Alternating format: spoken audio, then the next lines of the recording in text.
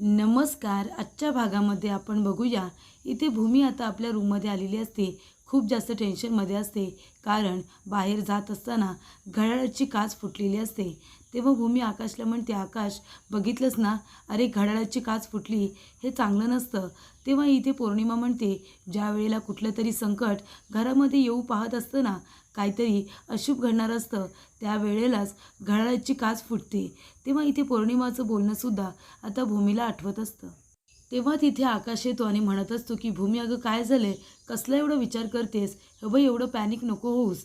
तेव्हा इथे भूमी म्हणते, आकाश तू बघितलंस ना, अरे आपण दोघंजणं बाहेर जात होतो आणि त्यावेळेलाच घड्याळाची काच फुटली. आपल्याला गोखले गुरुजींनी काय सांगितलंय, तर आपल्या बाळाला धोका आहे. तेव्हा आपण जाण्याच्या आधीच आपल्याला संकट येणार आहे हे कळलं, ते बरं झालं ना, नाहीतर आपण बाहेर गेलो असतो आणि जर नंतरला काही झालं असतं तर. तेव्हा इथे आकाश म्हणतो, नाही भूमी, काहीही झालं नसतं, तू हे घे पाणी पी बरं. तेव्हा भूमी म्हणते, नको मला पाणी नको, पण बरं झालं ते संकट येणार आहे ते आपल्याला आधीच कळलं. तेव्हा इथे आकाश म्हणतो, भूमी अगं हे बघ, घडणाऱ्या गोष्टी घडत असतात. आपल्याला कळले ना की बाळाच्या जीवाला धोका आहे, त्यामुळे आता आपण काळजी घेऊया, तू नको एवढा विचार करू.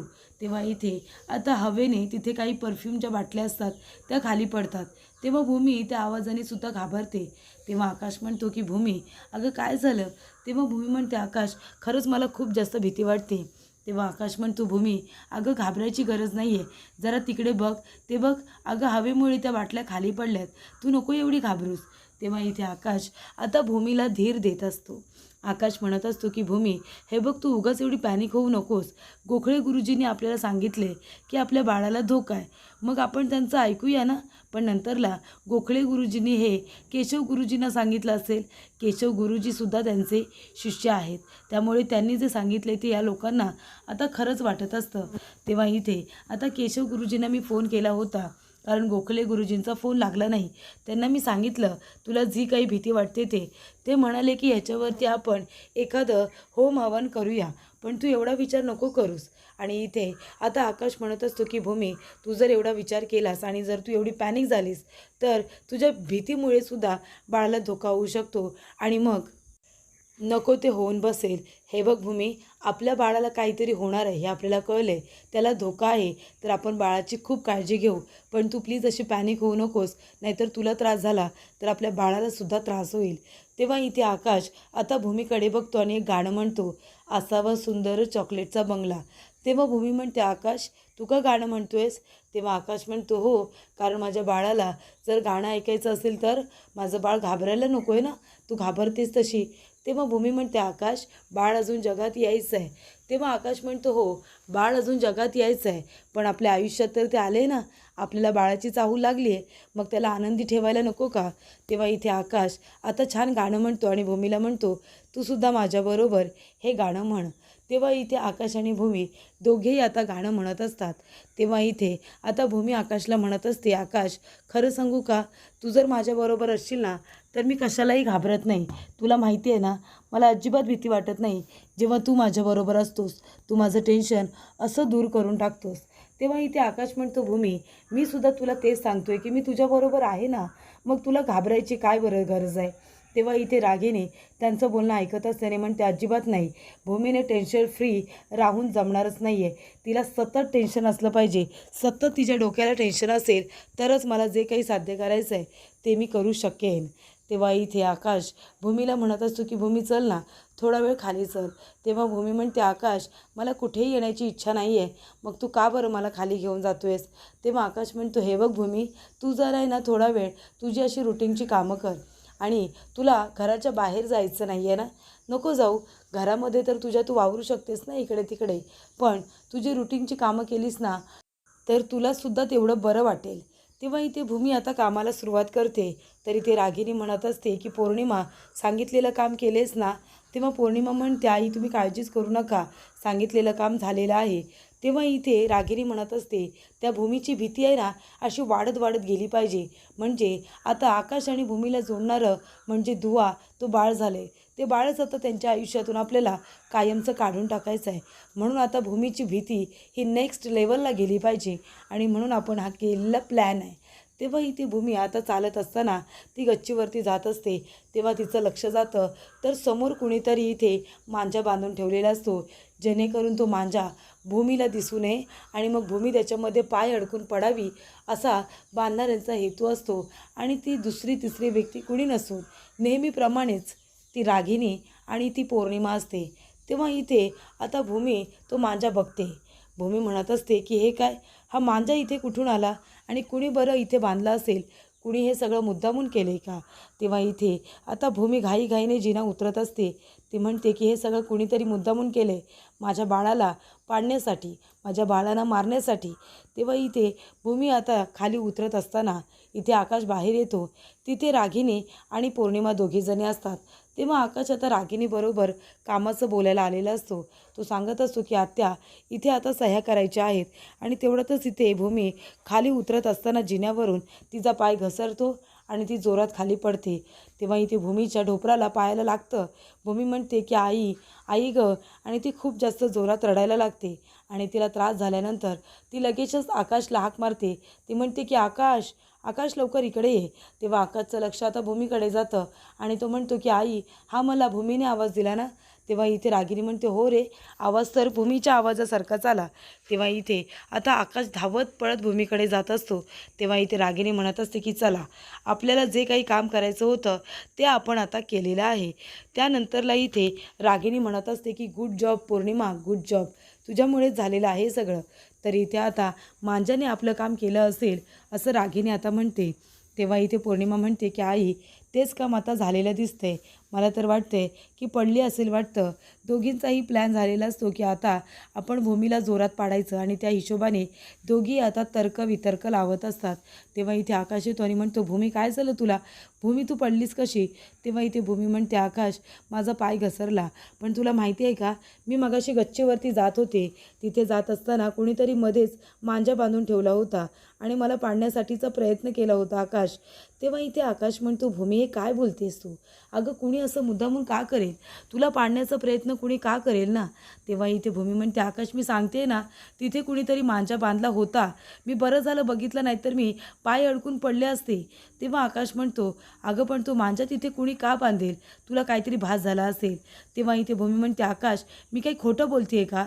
तेव्हा इथे आता रागिनी आणि पौर्णिमा दोघीजणीही आलेले असतात. तेव्हा रागिनी म्हणते काय काय झालं आकाश, काही सांगशील का? तेव्हा आकाश म्हणतो की आई बघ ना, भूमी असं म्हणते की कुणीतरी गच्चीमध्ये मांजा बांधून ठेवला होता. आता मांजा का कुणी बांधून ठेवेल ना. तेव्हा इथे रागिनी म्हणते अगं आता मुलं पतंग वगैरे उडवतात ना, तेव्हा कुणाचा तरी येऊन पडला असेल. मांजा कुणी वरती का बांधेल ना भूमी, असं सगळं मुद्दामून का करेल? तेव्हा इथे भूमी म्हणते आकाश, मी सांगते ना, हे कुणीतरी मुद्दामून करते. मला आणि आपल्या बाळाला त्रास देण्यासाठी कुणाला तरी खुपतंय की आपलं बाळ या जगात येणार आहे आणि म्हणूनच आपल्या बाळाला त्रास देण्याचा कुणीतरी मुद्दामून प्रयत्न करते. आकाश म्हणतो भूमी, तू उगाच पॅनिक होतेस आणि नको ते विचार मनामध्ये करतेस. अगं कुणी आपल्या घरामध्ये असं का असेल जो आपल्या बाळाला मारण्याचा प्रयत्न करेल? हे बघ, तू उगाच असा गैरसमज मनामध्ये घेऊ नको आणि पॅनिक होऊ नको, नाहीतर तो त्रास आपल्या बाळाला होईल. तेव्हा इथे भूमी म्हणत असते आकाश प्लीज प्लीज माझ्या बोलण्यावरती विश्वास ठेव. तेव्हा इथे रागिनी म्हणते अगं भूमी, असं कुणी का करेल गं? आपल्या घरातली व्यक्ती उगाच बाळाला मारण्याचा प्रयत्न का बरं करेल? त्यापेक्षा तू त्रास करून घेऊ नकोस ना, तू पॅनिक होऊ नकोस. तू जर अशी सातत्याने घाबरत राहिलीस, स्वतःच्या मनामध्ये जर असे विचार करायला लागलीस तर कसं होईल? तेव्हा इथे आकाश म्हणतो भूमी चल चल, तू माझ्याबरोबर, तू जरा आराम कर म्हणजे तुला बरं वाटेल.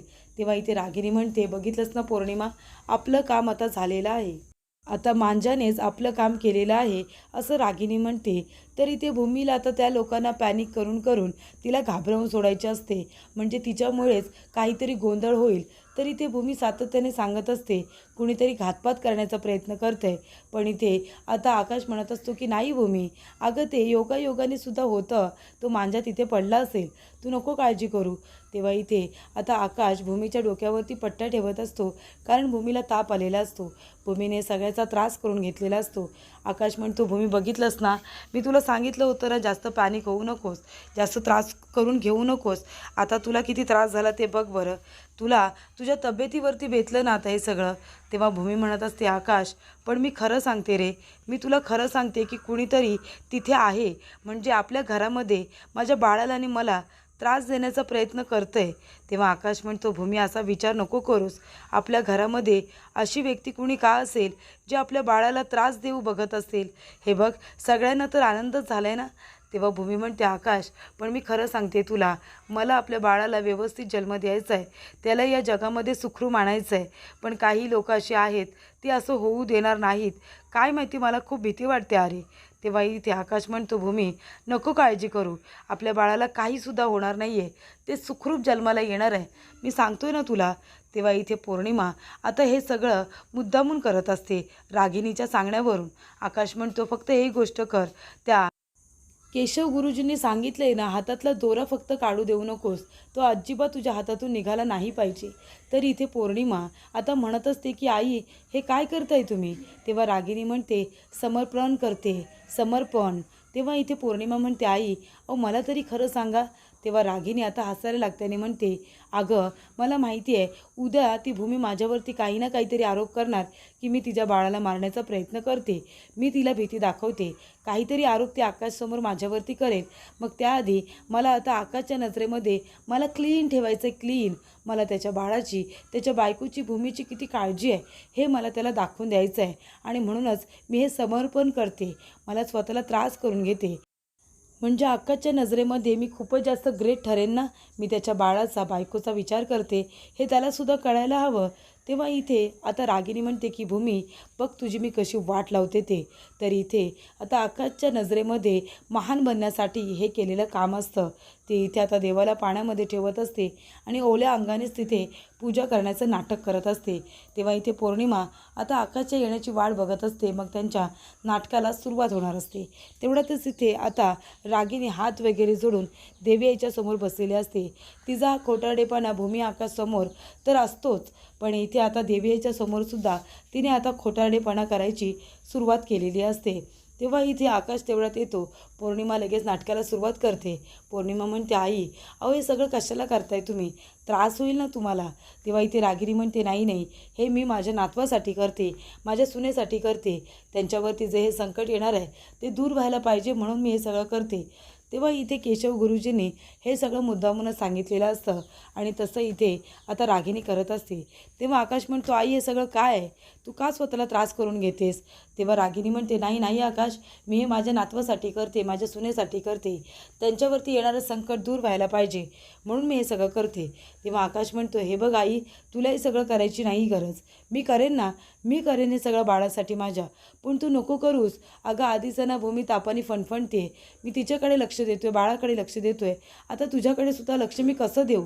तेव्हा तू नको असं काही करूस जेणेकरून तू आजारी पडशील. आई प्लीज माझं ऐक ना, जा पौर्णिमा जा टॉवेल घेऊन ये. तेव्हा रागिणी म्हणते, नाही नाही, माझी शपथ आहे तुम्हाला, कुणीही माझ्यासाठी टॉवेल घेऊन येऊ नका, मला असंच इथे बसायचं आहे, मला माझ्या बाळासाठी प्रार्थना करायची आहे, मी खरं सांगते आणि मी शपथ दिली आहे तुला आता आकाश. तेव्हा आकाश म्हणतो, आई तुला जे करायचं आहे ते तू कर, पण मला हे पटत नाही आहे, तू बाळाची शपथ दिली आहेस ना म्हणून मी आता जरा गप्प बसतोय. तेव्हा रागिणी म्हणते की नाही, मला हे सगळं करावंच लागणार आहे, माझ्या नातवासाठी तर करावंच लागेल. तेव्हा आता तिथून नाटक करण्याचं काम रागिणीचं चालूच असतं. पण इथे पौर्णिमा आता म्हणत असते, आई अहो त्रास होईल ना तुम्हाला. आकाश म्हणतो की आई हे बघ ना, तू हे जे काही करतेस ना ते मला खरंच पटत नाही आहे, पण तू मला शपथ दिली आहेस म्हणून मी आता गप्प बसतोय, नाहीतर मी तुला हेच सांगेन, तू जा, तू चेंज कर, जर तू ओल्या अंगाने इथेच बसून राहिलीस ना तर तुला खूप जास्त त्रास होईल आई. आणि तेव्हा आकाश तिथून निघून जातो. तो म्हणतो की मला अजिबात तुझं हे वागणं पटत नाही आहे. त्यानंतरला रागिणी म्हणत असते की चला चला आता हे सगळं आवर, मी आता रूममध्ये जाते. तेव्हा पौर्णिमा म्हणते, पण आई तुम्ही तर इथे रात्रभर बसणार होतात ना. तेव्हा रागिणी म्हणते, काही वेडी आहेस का गं तू, मी कशाला, त्याचं अजून बाळ जन्माला सुद्धा आलेलं नाही आहे, त्याच्यासाठी मी कशाला व्रत करू आणि स्वतःचे हाल करून घेऊ, मी तर आता चांगलं पोटभर जेवणार आहे. तर इथे आकाश आणि भूमी शांतपणे दोघेजणं झोपलेले असतात. तेव्हा त्यांच्या रूममध्ये आता पौर्णिमा येते. पौर्णिमा कट कारस्थानं करण्यामध्ये खूपच जास्त फेमस झालेली असते. तर इथे रागिणीने एक सांगितलेलं असतं की भूमीची तब्येत बरी नाही आहे, त्याच्यामुळे मी सगळ्यांना सांगितले रूमचे दरवाजे उघडे ठेवा, रूमचे दरवाजे बंद करून ठेवू नका, कारण जर आकाशला भूमीला गरज पडली तर सगळेजण धावत पळत पटकन जातील म्हणून. त्यामुळे इथे आकाशने सुद्धा रूमचा दरवाजा हा बंद केलेला नसतो, तो उघडा असतो. तेव्हा इथे रागिनी त्यांच्या रूममध्ये पौर्णिमेला पाठवते आणि तिथे आल्यानंतर आता भूमीच्या हातामध्ये केशव गुरुजीने जो दोरा दिलेला असतो, तो सुरक्षा कवच, तो दोरा रागिनीने आता मुद्दामून काढलेला असतो. तेव्हा इथे रागिनीचं आता भांडं फुटण्याची वेळ भूमी खूपच जास्त बघत असते, पण तरीसुद्धा तिची कट कारस्थानं चालू असतं आणि तीच भूमीला हरवण्याचा प्रयत्न खूप जोमाने करत असते. तेव्हा इथे पौर्णिमा आता भूमीच्या हातातून ती अलगद घास सोडवून ते पौर्णिमाला आता घेऊन जायचं असतं, जेणेकरून इथे भूमीला वाटेल की माझ्या हातातून दोरासुद्धा गायब झाला, याचा अर्थ खूप मोठं संकट येणार आहे. असा हेतू इथे पौर्णिमा आणि रागिनी या दोघींचाही असतो. त्यामुळे इथे आता तो दोरा सोडून लगेच पौर्णिमा तो आपल्याबरोबर घेऊन जाते. तर पुढील भागामध्ये आपण बघूया. इथे आता रागिनी जेवणामध्ये काहीतरी मिक्स करत असते आणि भूमी इथे बघते. तेव्हा इथे रागिनी म्हणत असते की चला आता इथे बाळाच्या आईसाठी हे शेवटचं जेवण. तेव्हा इथे रागिनी आता जेवणाचं ताट घेऊन येते आणि म्हणते, हे घे आकाश, भरव तू भूमीला. तेव्हा इथे भूमी म्हणत असते की आकाश, या बाईच्या हातचं मला काही नको आहे. अरे तुला माहिती नाही, ही बाई आपल्या बाळाच्या जीवावरती उठली. तेव्हा आकाश म्हणतो, भूमी अगं काय बोलतेस तू? आईला ह्या शब्दात बोलतेस? आईने काही चुकीचं केलेलं नाही आहे. तेव्हा इथे भूमी म्हणत असते की नाही केले ना, मी हा घ्या भात, हा भात तुम्ही आता खाऊन दाखवा बरं. तेव्हा इथे आता रागिनी खूपच जास्त टेन्शनमध्ये येते. तेव्हा भूमी म्हणते की तुम्ही नाही ना केलं हे सगळं, मग तुम्ही हा भात आता खाऊन दाखवा. तेव्हा आकाश म्हणतो, आई हे बघ, भूमी म्हणते म्हणून नाही, पण तू माझ्यासाठी आता हा भाताचा घास खाच, म्हणजे तिलासुद्धा कळू दे की तिने चुकीच्या माणसावरती अविश्वास दाखवला आहे. तेव्हा इथे आकाश आता आपल्या हाताने रागिनीला भरवायला जात असतो. तरी ते भूमीला असं वाटत असतं की हे सगळं रागिनीनेच केलेलं आहे आणि तिला जे वाटत असतं ते अगदी 100% बरोबर असतं. त्यामुळे इथे आता रागिनी खूपच जास्त टेन्शनमध्ये येते. काय खरं काय खोटं ते आता सांगायचं की नाही याचा ती विचार करत असते. नाहीतर आताच्या प्लॅनमध्ये सुद्धा ती फक्त आणि फक्त इथे भूमीला फसवण्याचाच प्रयत्न करत असते. तेव्हा इथे आकाश म्हणत असतो की भूमी, आत्या तुझ्यासाठी एवढं सगळं करते आणि तू तिच्यासाठी अविश्वास दाखवतेस. तेव्हा इथे आकाश म्हणतो, आत्या घे, माझ्यासाठी तू यातला एक घास खा.